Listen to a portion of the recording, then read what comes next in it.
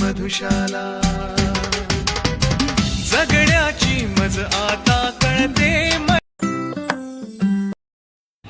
तर hello guys, आम्ही आज जात आहोत आळंदीला. आम्ही काम आहे आमच्या देवाची जी पूजा वगैरे असते, रक्षा वगैरे, ते आम्हाला विसर्जन करायला जायचं आहे. सो मी आता कपडे वगैरे घातलेले आहेत. आता मग तुम्हाला मेकअप करायचं आहे.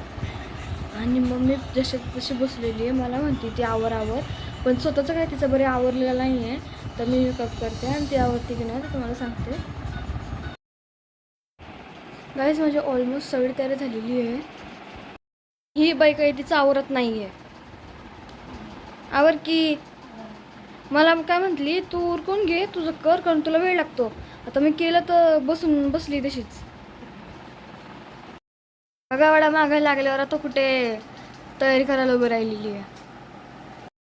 सो लोक गाई चष्मा घातल्यावर एकदम छान दिसते का एकदम घाण दिसते मला सांगा, कारण मला तर असं वाटतं की छान नाही दिसत चष्मा. एवढा छान आहे चष्मा.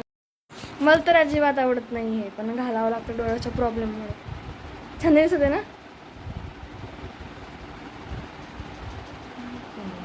आता एवढीच्या मागे लागलंय ना, तर कुठं आवरायला लागलेली आहे. आणि मी एक गिफ्ट दिलेलं आहे, ते गिफ्ट कधी उघडून सुद्धा बघितलेलं नाही आहे. आणि परत मला म्हणते की मला गिफ्ट देत नाही आणि दिलं येतात तर उघडून सुद्धा बघत नाही. गाईस मम्मीचं आहे ना, हे घड्याळ एकदम खराब झालं आहे. खराब नाही, चांगलं आहे, पण तिला ना हा पट्टा आवडत नाही आहे. तर मी तिला आता कितीच घेतलं हे घड्याळ. चांगलं आहे.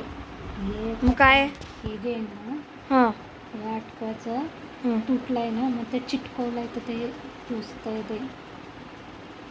मग आता काय करायचं, नवीन घ्यायचं आहे का? असं झालं. नवीन घ्यायचं का ते वापरायचं आहे? ब्लॅक कलर मध्ये दुसरं घेऊन देते तुला मी. दुसरं कंपनी चांगली आहे. सोन्याचाच घेऊन देते ना. सकाळीच मी तिला आता नवीन घड्याळ घेऊन देणार आहे गुरुपौर्णिमेला. गुरुपौर्णिमेचा ब्लॉग पण एकदम खास आहे. गाईजीला इतकं बोलल्यानंतर आता फायनली रेडी झालेली आहे. आता निघायचं आहे आम्हाला.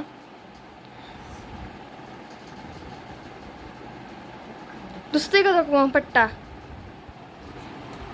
दाखवू.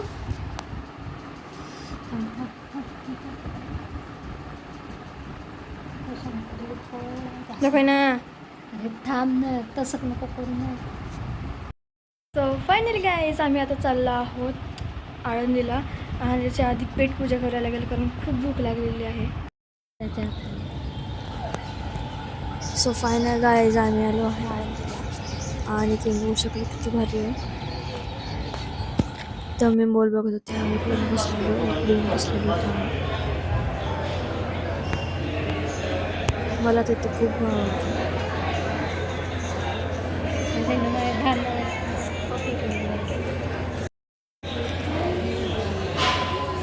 सो गाईज खूप भूक लागल्यावर आम्ही जेवण करायला.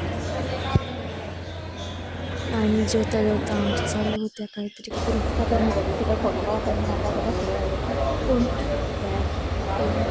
आणि जेवण तर खूप टेस्टी होतं. मला तर